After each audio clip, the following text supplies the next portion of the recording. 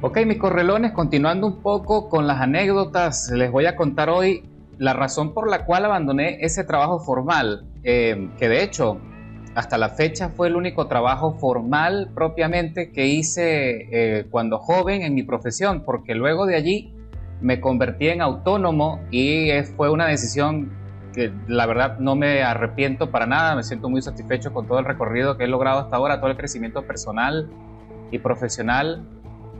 Aunque no ha sido mucho el crecimiento económico hasta ahora, pero bueno, les voy a contar que sí, efectivamente, yo me adapté de las mil maravillas, estuve casi 2 años trabajando en esa agencia de publicidad y no solo trabajé con la revista, sino que luego me asignaron otras actividades, otras tareas importantes en la conceptualización de publicidad para diferentes tipos de anunciantes en el estado que eran empresas grandes.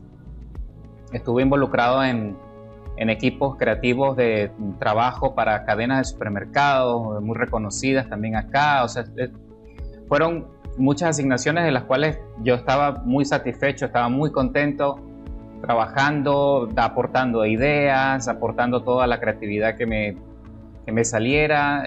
Bueno, estaba de verdad muy satisfecho con ese trabajo como tal.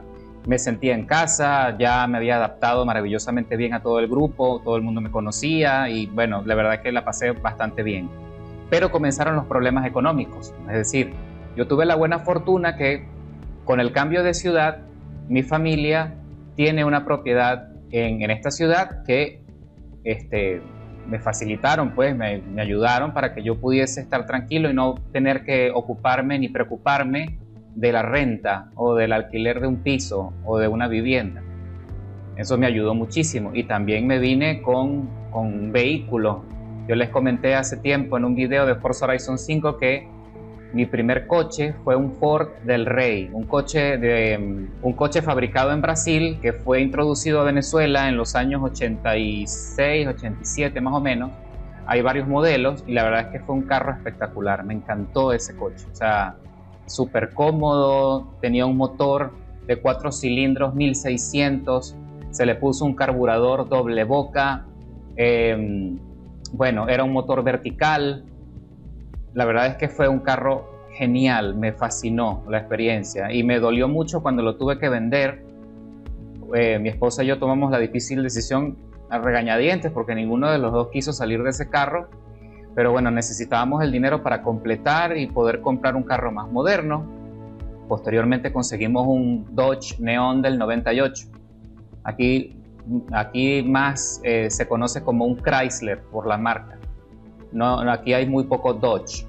Bueno, el caso, para no desviarme demasiado, es que sí, en efecto, yo estaba muy contento con mi trabajo en la agencia, aportando, adaptado, pero el salario era paupérrimo, o sea, terrible. Y yo había entrado con esta oportunidad laboral con el acuerdo de que luego de 3 meses de prueba, si yo lograba satisfactoriamente cubrir las expectativas, a mí me iban a mejorar el paquete salarial. Esa fue la promesa.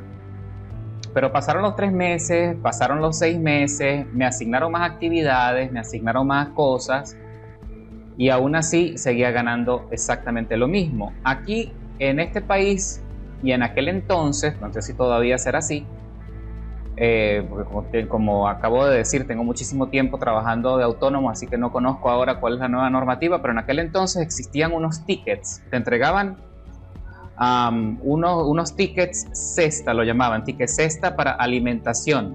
Entonces esos tickets tenían un valor monetario, tú ibas a cualquier supermercado y lo podías usar como moneda específicamente para comprar comida, solo eso. Creo que también creo que habían unos cesta tickets que funcionaban para cadenas de comida rápida también, no lo recuerdo. El caso es que era principalmente para los supermercados.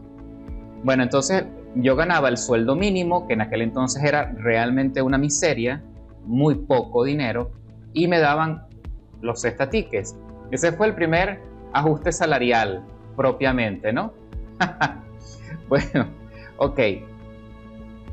Siendo joven, muy joven, es decir, y con un trabajo tan absorbente, yo llegaba normalmente a la casa, llegaba entre 10 y 10 y media de la noche, a veces hasta más tarde, cuando nos teníamos que quedar haciendo más actividades de anunciantes y todo. Bueno, entonces yo llegaba a la casa y como vivía solo, me entretenía trabajando. Es decir, yo llegaba y escribía conceptos, buscaba ideas, viajaba por el internet buscando inspiración para otras cosas y poder aportar algo nuevo para cuando llegara el siguiente día a la agencia. O sea, yo llegaba a la casa a trabajar propiamente. Esa era mi...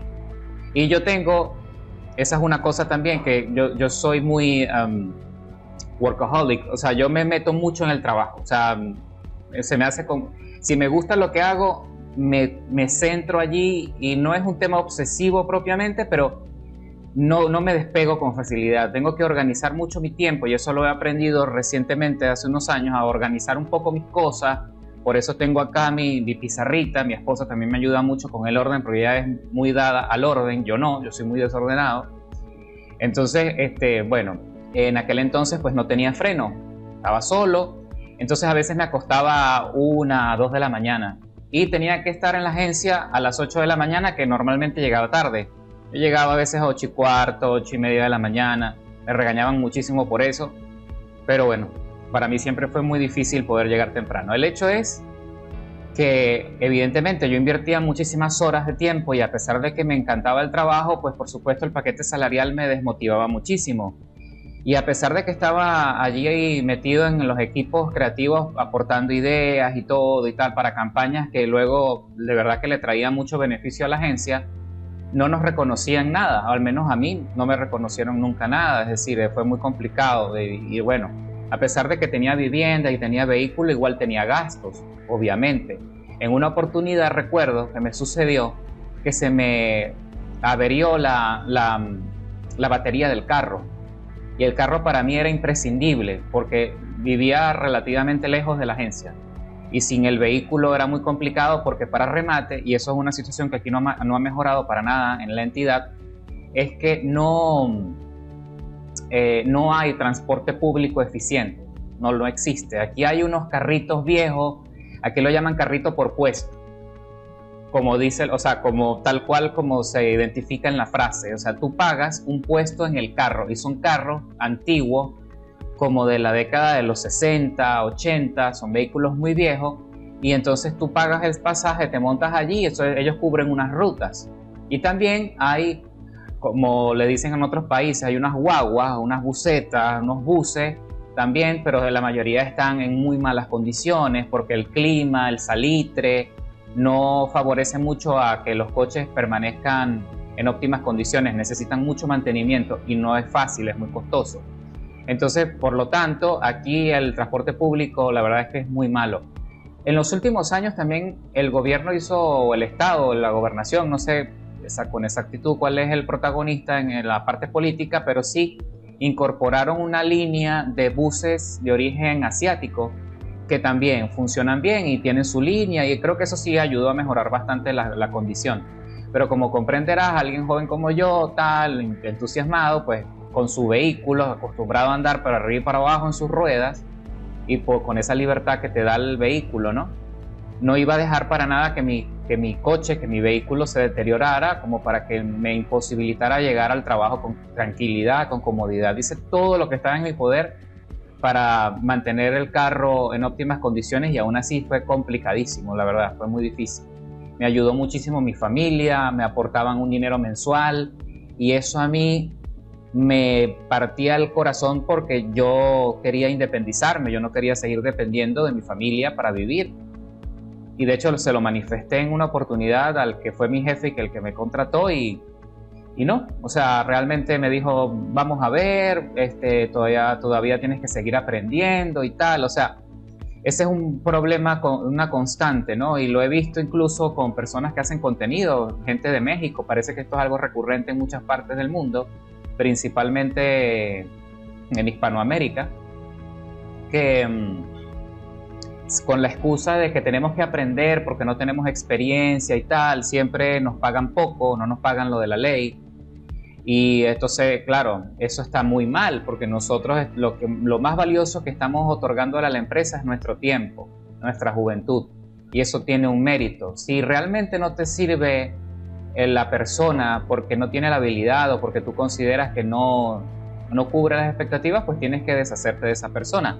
En el caso curioso era que yo sí servía, yo sí estaba aportando, ya había cubierto todas las expectativas y todos los objetivos que él me había puesto, y aún así mi paquete salarial era terrible y me quejé muchas veces, hablé con la subgerente. Entonces cada vez que me quejaba me aumentaban un poco más los estatiques. Esos eran los ajustes salariales míos. Cada vez que yo me quejaba me aumentaban un poco más los estatiques, como si eso pudiese cubrir las cosas, ¿no? Y entonces, bueno, ¿qué hacía yo? Ni de chiste llegaba yo a la casa a cocinar. No tenía el ímpetu, no me sobraba el tiempo, ni la energía. Pasaba todo el día fuera en la agencia y era mentira que yo iba a llegar a la casa o iba a hacer un mercado para llegar a cocinar para el siguiente día. Lo intenté hacer un par de veces, pero la verdad es que no, o sea, no tenía la más mínima intención de hacerlo. Entonces, ¿qué hacía yo? Bueno, me gastaba todo el sueldo, literal, todo el sueldo me lo gastaba comiendo en la calle. Me iba, en aquel entonces, no sé si se conoce en todas partes, pero hay una franquicia que se llama Subway, donde preparan estos sándwiches, tú los mandas a preparar con lo que tú quieras, atún, roast beef, etcétera, pollo, tal. Y yo me gastaba todo el sueldo ahí. O sea, los estatiques más mi salario íntegro se iba solo en comida. Por cierto que dejé inconcluso lo de la batería. La batería se me dañó en una oportunidad. Y menos mal que tuve la buena fortuna que en ese momento había cobrado recientemente mi quincena, entonces fui inmediatamente y compré la batería y me quedé totalmente en blanco. Me quedaron solo unos pocos estatiques para tratar de llegar a final de mes y estaba casi que ni siquiera había llegado a la mitad de mes. Bueno, entonces me quedé totalmente en blanco, sin un duro, sin un peso en el banco y me dio muchísima indignación el hecho de saber de que no iba a tener cómo llegar a fin de mes. No tenía realmente cómo defender eso ante la agencia, buscar exigir un poco más, ¿no? Y no, pero bueno. Y tampoco quise llamar a mi casa, no quise llamar, me dio muchísima indignación. Yo dije, voy a hacer todo lo que esté en mi poder para llegar a fin de mes. Usé los estatiques para comprar lo más básico que podía adquirir en el supermercado y básicamente terminé de cubrir el mes comiendo solo arroz. O sea, llegó un momento que se me acabó la proteína y solo comía arroz. Y pasé muchísima hambre, mucha hambre. Yo de por sí, cuando llegué a Maracaibo, yo llegué muy flaco, o sea, llegué pesando 65 kilos, más o menos. Porque aparte de la universidad, yo entrenaba karate y esa era y ha sido siempre mi pasión también, el karate. Entonces yo le metí muchísima energía y estaba muy en forma. Y tenía una contextura atlética y bueno, pesaba 65 kilos. Yo recuerdo que en ese mes me pesé aquí en la casa y yo estaba pesando como 62, o sea, bajé muchísimo.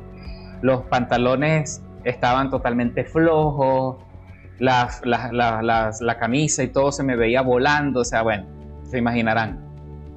Y por mi orgullo y eso, la verdad que no quise pedir ayuda a mi casa, pues ya estaba cansado de que me aportaran, me daba mucha pena, yo quería salir adelante y tal. Bueno, entonces cuando cerró el mes, cobré la otra parte de mi sueldo y agarré un poco de aire y seguí adelante.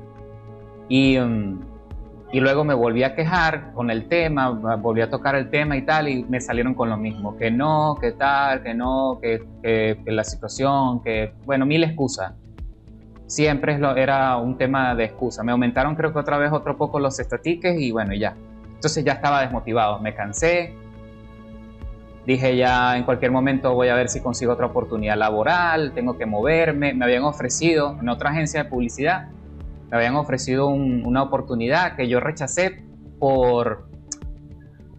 porque me sentía en cierta parte en deuda porque me habían dado la oportunidad de trabajar, era mi primera oportunidad, entonces no quería hacer sentir a esta persona de que lo estaba traicionando. Por eso es que no quise aceptar esa nueva oportunidad laboral. Muy tonto de mi parte porque ahora entiendo de que en la vida también una vez tiene que tomar decisiones importantes que te favorezcan a ti principalmente y si ya tú sientes que cumpliste con los objetivos que te habían planteado, como fue mi caso, yo me comprometí al 100% y tal, pero no hubo esa reciprocidad, o sea, de parte de la empresa, no hubo ese reconocimiento salarial, entonces no hay nada que cumplir, o sea, ya todo se había hecho, ¿entiendes? Más bien ya estaba en déficit la empresa para conmigo, así que hubiese podido perfectamente, de haber entendido eso en aquel momento, sin duda lo hubiese intentado. El caso es que luego me daba muchísima risa porque a veces nos quedábamos muy tarde, a veces 2:30, 1 de la mañana, y nos trataban de premiar, típico, ¿no? Con una pizza, vamos a resolver, y mandaban a pedir una pizza. Sí, muy sabrosa la pizza, chévere, me encanta la pizza, yo soy fanático de la pizza, igual que mi esposa y todo lo demás, pero la pizza no te ayuda a cubrir tus gastos del mes, o sea, con la pizza tú no sales adelante, no tienes ahorros, o sea, me explico, la situación era muy compleja. Así que al final, cuando tuve la oportunidad, había un proyecto marchando sobre una revista con unos amigos y tal, y entonces ellos me dieron la oportunidad de trabajar con ellos como redactor, y no me lo pensé mucho y dije, esta es la oportunidad, me voy, a pesar de que era un proyecto nuevo, no había salario, no había nada, había solo sueños e ilusiones. Así que lo intenté y me marché, pedí la carta de renuncia y ni siquiera hubo como un poco de, ¿no? Como de tacto al respecto, sino que sencillamente esta persona estaba en el exterior y yo hice saber que me iba, pues. También había ocurrido otro hecho que no voy a contar porque no vale la pena. Y entonces me dijo, bueno, si él se quiere ir, que se vaya. No tiene que cumplir los 15 días de estos que corresponden por ley. Si se quiere ir de una vez, que se vaya de una vez, que no pasa nada, que recoja sus cosas y se vaya. Así fue la respuesta. Y dije, bueno, efectivamente, no hay valoración, ¿no? Bueno, perfecto, está bien. Y bueno, la verdad es que con ese cierre, a pesar de que fue bastante complicado, y no iba a ser de otra manera, lamentablemente, no podía ser de otra forma. Aún así, yo agradezco muchísimo la oportunidad porque la verdad que aprendí muchísimo y esta persona que me dio la oportunidad también siempre lo llevo en muy alta estima. También es un hombre inteligente, es un hombre que también era muy creativo o es muy creativo. Aprendí muchísimo, hice buenas amistades en ese momento, disfruté mi trabajo abiertamente, así que yo todo eso lo valoro por encima de las circunstancias, los roces, las dificultades, el salario paupérrimo, no pasa nada.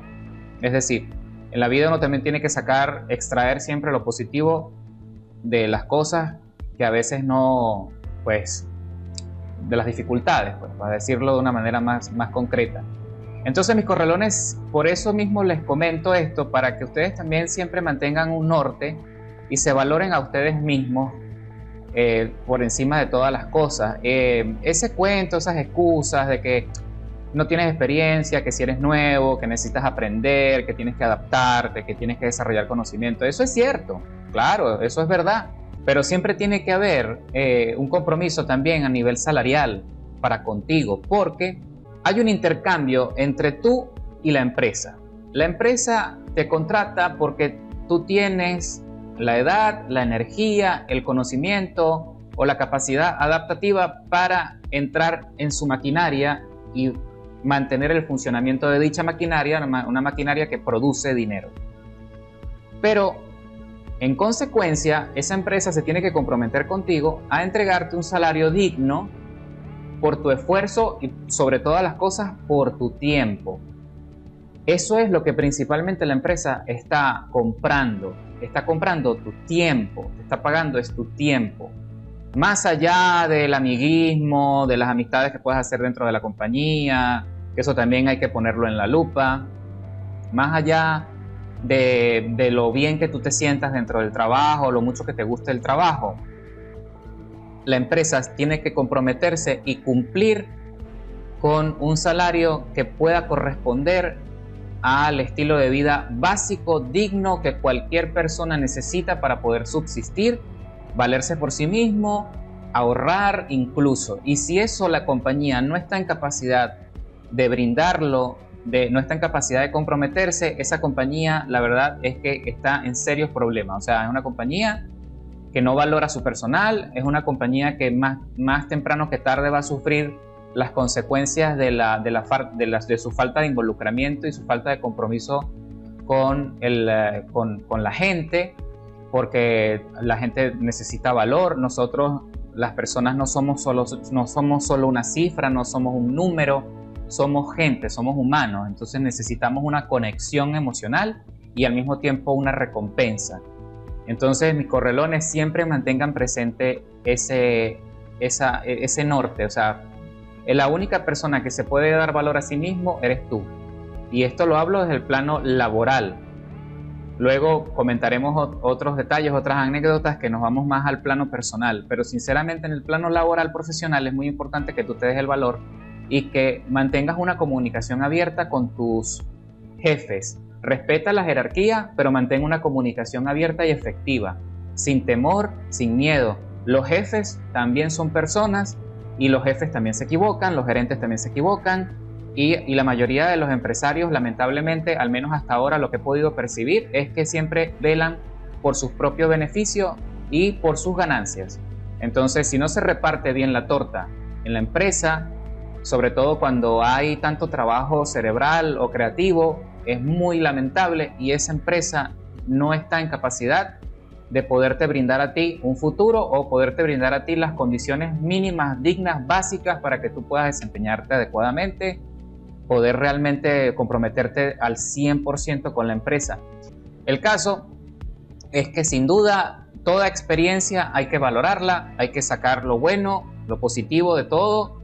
No se trata del positivismo tóxico, no, se trata de una evaluación concreta, sin velos, sin emociones exacerbadas, de poder extraer el aprendizaje, el crecimiento, lo positivo, lo bonito, lo agradable que hayas vivido, y lo que no te funcionó y lo que de repente ya no pudiste abarcar o lo que no pudiste enfrentar en ese momento, pues te quedará como reflexión y quedará allí en la historia. Nos mantenemos en el presente, trabajando en función de nuestras habilidades, nuestros talentos, valorándonos a nosotros mismos. Siempre, sobre todo, el tema de la comunicación es muy importante. Mantén tú tu valor, siempre, bajo cualquier circunstancia, y poderte enfocar. Si tú tienes seguridad en ti mismo, si tú sabes quién eres, estás seguro de cuáles son tus habilidades, de cuáles son tus talentos, tú no vas a tener miedo a la hora de defender tus derechos o a la hora de exigir tus derechos. Y bueno, mis correlones, nos vamos ahora a la carrerita. Vámonos a la carrera. Tengo allí una carrera guardada con el monomarca, la clase monomarca, con el BMW M1 Procar. Creo que esta ha sido sin duda mi mejor carrera en esta clasificación, en esta serie. Fue en Silverstone. Y bueno, vámonos, sin mucho preámbulo, vámonos a la carrera. Bienvenidos, correlones, estamos en el circuito de Silverstone, en la clase monomarca con el M1 Procar. Ya sabes que esta categoría es una que me ha gustado muchísimo y me parece que hasta este momento, hasta esta fecha, ha sido la mejor categoría, la mejor clase destacada que han incorporado. La verdad es que la he disfrutado muchísimo, me encanta el coche, me encanta cómo se siente, a pesar de que tenemos que luchar muchísimo con él para conseguir grip y los cambios de temperatura que generalmente ocurren en casi todos los circuitos, hace que esta carrera sea muy desafiante y a la vez muy entretenida. Por eso las he disfrutado. También es cierto que generan mucho desgaste porque se vuelven carreras muy largas, pero bueno, eso es parte del proceso. Si tú logras hacer una carrera de calidad acá, sin duda te vas a disfrutarla y vas a quedar satisfecho, y con eso te vas a quedar con una buena experiencia. Así que bueno, señores, estamos en la posición 8 de las 11 ocupadas en la parrilla. Afortunadamente no están llenos todos los lugares. Eso nos da también cierta ventaja porque no vamos a tener que lidiar con mucho choca-choca. Y bueno, había intentado clasificarme, pero me salí varias veces de los límites de la pista cuando estaba haciendo dicha clasificación, así que tuve que desistir y conformarme con la octava plaza. Yo quería escalar posiciones, meterme lo más cerca del podio para pelearme con la punta que estaba marcando unos tiempos de vuelta muy buenos. Así que bueno, señora, vamos calentando motores. Mira cómo se ve la flama, cómo sale del tubo de escape. Y bueno, pisamos a fondo para que las gomas se calienten y se comuniquen bien con el asfalto. Y vamos a ver qué pasa a continuación. Son 15 vueltas en total en Silverstone. Me meto en el primer corte luego de la recta de las emociones. Y Jugovic 6 también está tratando de calentar las gomas para evitar allí cualquier conflicto, y se salió otro corredor que se va a incorporar de forma peligrosa, y efectivamente se impacta con Megarsen, que casi lo saca, pero no se salvó del otro choca-choca que también dificultó allí su avance, y se fueron en trompo dos corredores, y yo me encuentro con él allí en ese corte de la curva, pero afortunadamente sobrevivimos, y ahora de forma rápida y efectiva me meto en la cuarta posición. El líder está a solo 2 segundos 600 milésimas por delante, así que la intención es marcar un ritmo de carrera muy rápido y favorable y efectivo, sin errores, con poco deslizamiento, para ver si puedo meterme en la pelea del podio. Por ahora lo único que hay que hacer es aguantar. Ahí me voy al extremo de la pista buscando todo el espacio de maniobra en la chicana, y lo consigo, desarrollando buena velocidad y sacándole algo de ventaja al corredor que tengo detrás, de nombre IG7 8S se llama. Y Ferreiro 1988, que va adelante, también tiene muchísimos problemas con su coche, se le desliza muchísimo y tiene una penalización de 700 milésimas, probablemente por contacto evitable. Así que por ahora estamos soportando y metiéndonos cada vez más cerca del podio. Ferreiro se impacta conmigo, un pequeño contacto, nada grave, no hay sanciones, no hay riesgos. Me meto en el rebufo, consigo un plus de velocidad y ya empiezo a adelantar. Ajá, lo sorprendo, me meto por la parte interna en el corte de la curva. Esta curva es larga y rápida y hay que tener muchísimo cuidado con la cola para que no se te vaya a deslizar.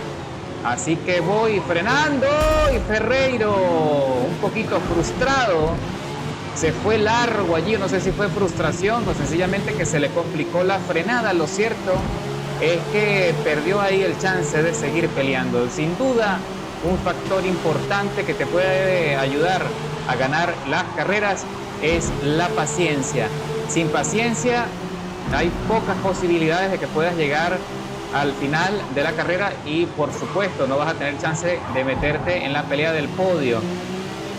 Aquí los corredores impacientes lo único que se llevan es penalizaciones por contacto excesivo. Así que bueno, señores, entramos de vuelta en el corte. Trato de ocupar todo el espacio disponible antes del límite de la pista, evitando así penalizaciones. El líder consiguió una ventaja importante de 3 segundos 800 milésimas. El corredor se llama Wolverine 368, y Murjay va en la segunda plaza a 2 segundos.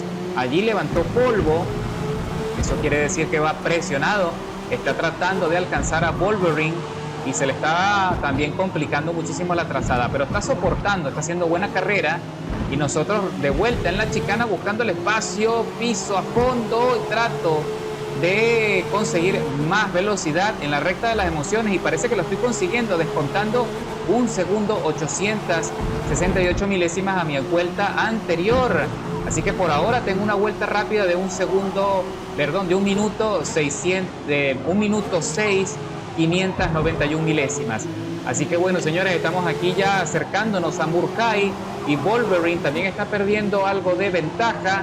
Le estoy descontando. Eso quiere decir que esta configuración, que luego les voy a enseñar, la verdad es que es bastante efectiva, al menos para este circuito.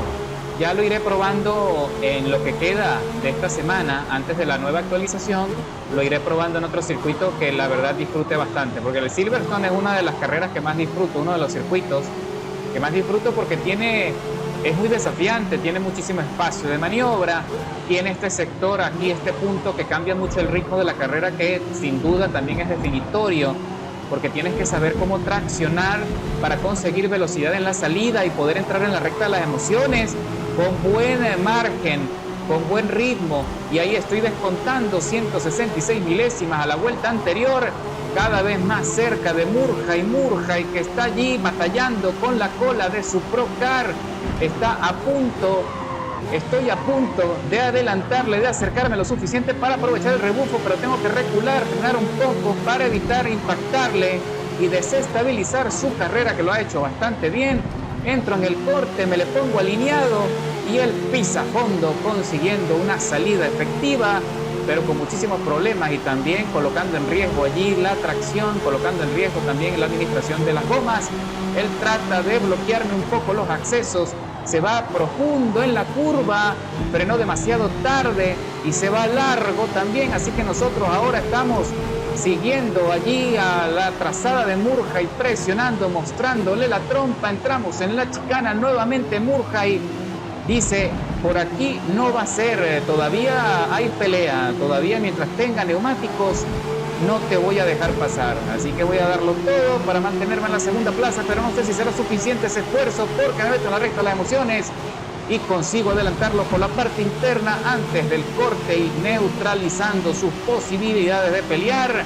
Vamos a ver qué pasa a continuación porque todavía tiene la frenada. El que entre mejor posicionado con más aceleración se la lleva y me la llevo yo. Ahí está el marcador de proximidad de Murjay. No se rinde, está bastante cerca y está haciendo todo lo posible por mantenerse también cerca de mi rebufo metido en mi estela para no dejarme escapar. Y el líder, aprovechando ese pequeño conflicto, Wolverine, se ha despegado todavía más, ya está a 4 segundos 200 milésimas, pero no me rindo, yo creo que tengo chance de ganar la carrera sin duda, ¿eh? Así que ya estamos llegando al cierre de la sexta vuelta, entramos de vuelta en la chicana y señores, por ahora el ritmo es muy favorable y de hecho le estoy descontando 300 milésimas a Wolverine, que está allí, ya lo veo cerca, veo la figura de su coche, veo sus luces traseras en la frenada, lo cual es muy buena señal y todavía queda mucho por correr. Así que otra cosa también que vamos a ver en qué vuelta va a entrar Wolverine. En la vuelta que vaya a entrar Wolverine, yo voy a entrar, o sea, no voy a alargar todo lo que pueda, conservar todo lo que pueda el compuesto de neumáticos para entrar en el mismo momento que Wolverine, para mantener ahí el chance de poderle adelantar.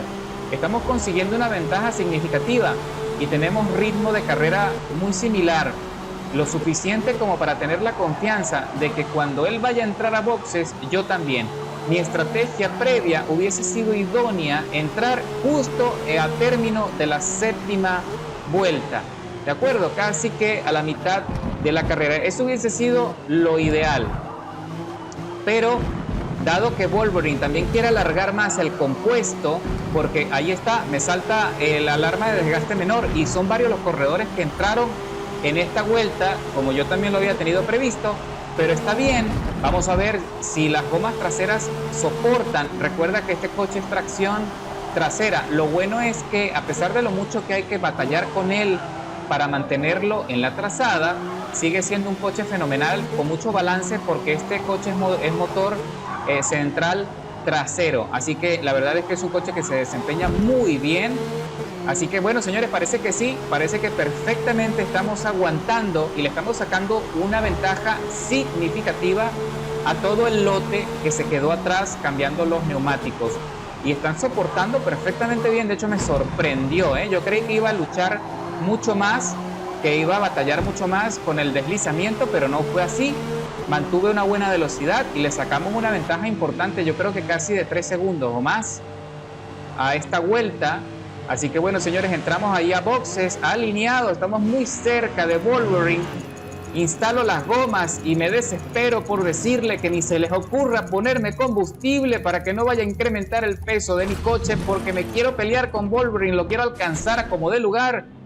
Él sale pisando a fondo y nosotros detrás. Vamos a ver cuántas posiciones vamos a perder en la salida de boxes. Y no tengo claro si entró todo el lote o si entramos nosotros dos. Vamos a ver. Sí, ahí veo otros corredores. Efectivamente, Wolverine y yo permanecemos en la punta. El más cercano, Murjay, está a 1 segundo 800 milésimas, quien aparte tiene una penalización de 100 milésimas, probablemente porque sacó las gomas fuera en algún punto de los límites del circuito. Y bueno, señores, ahí está Wolverine haciendo todo lo posible por calentar las gomas y me salgo ligeramente de los límites de la pista y me ponen una penalización altísima de 900 milésimas. ¡Qué barbaridad! ¡Qué injusto, Así que bueno, señores, seguimos avanzando. Wolverine 368 sigue haciendo de la suya, buscando la forma de mantener el ritmo. ahí se me deslizó un poco la cola, me traicionó. Pero señores, lo interesante es que en esta vuelta ya le logré descontar más tiempo a Wolverine.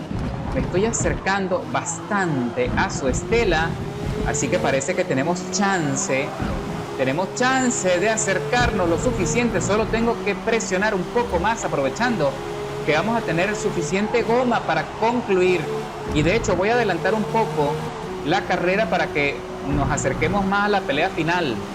Y efectivamente, señores, cuando ya estamos por concluir la vuelta número 12 de las 15 pautadas en Silverstone, estoy a solo medio segundo por detrás de Wolverine, que está haciendo un esfuerzo por despegarse, pero se le está complicando, y también lo veo que se está presionando. Sin duda me está vigilando en el retrovisor y ya me estoy metiendo en el rebufo y él está preocupado. Sin duda me meto en la chicana y muy pronto voy a tener la oportunidad de adelantarle, pero por supuesto va a ser una pelea larga en estas 3 vueltas que quedan para concluir la carrera. Vamos a ver si tengo espacio suficiente.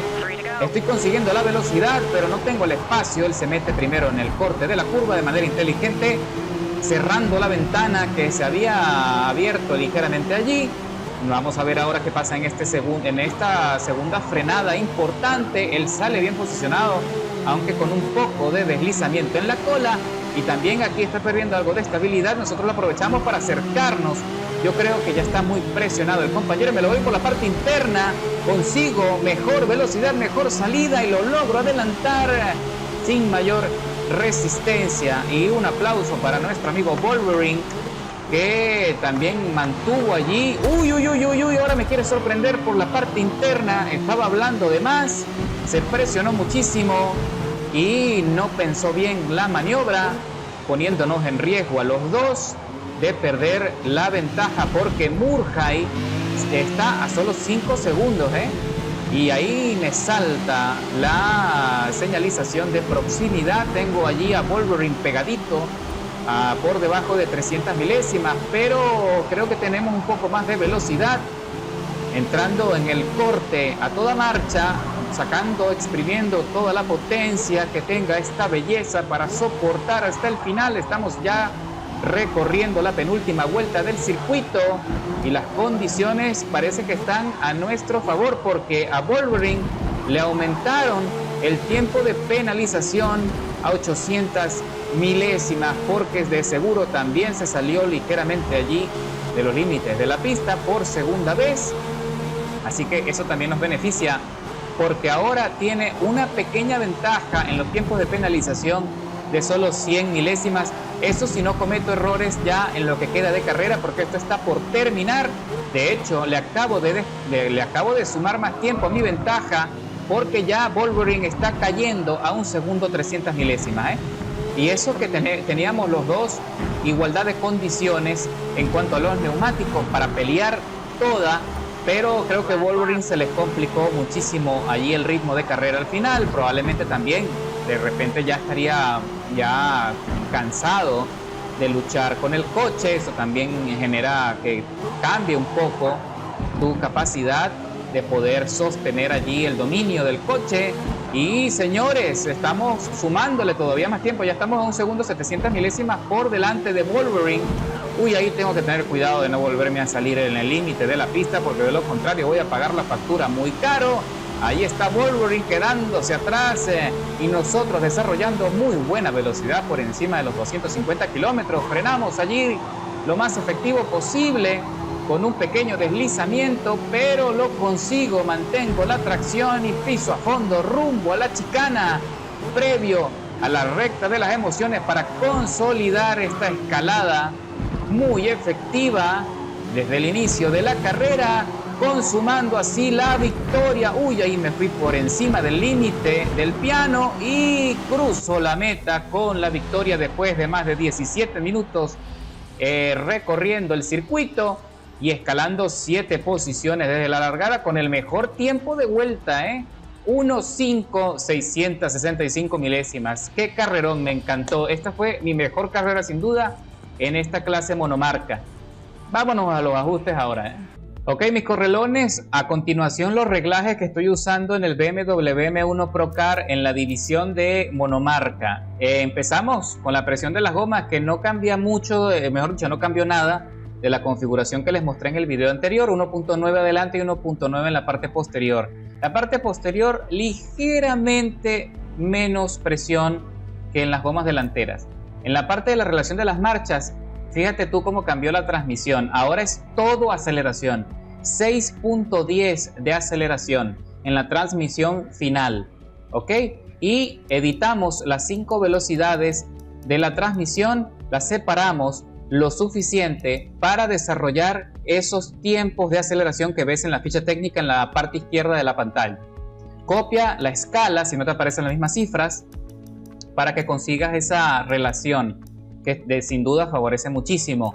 En la alineación, menos 2 grados, eso permanece igual, menos 1.8 en la parte de atrás, eso sí cambió.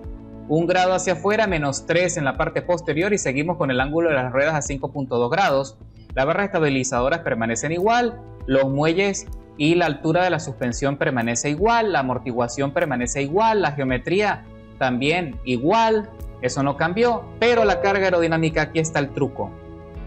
Colocamos carga aerodinámica casi full en la trompa y colocamos 120 puntos en la carga aerodinámica del alerón trasero, ¿ok? De esa manera lo que estamos es asistiendo a la punta a entrar de manera forzada en cada giro, en cada curva, pero que la cola permanece bastante estable y eso te da una capacidad de maniobra formidable. Y por cierto que esto también se usa en los coches de GT, en la categoría GT, así que ten eso en cuenta para que lo pruebes.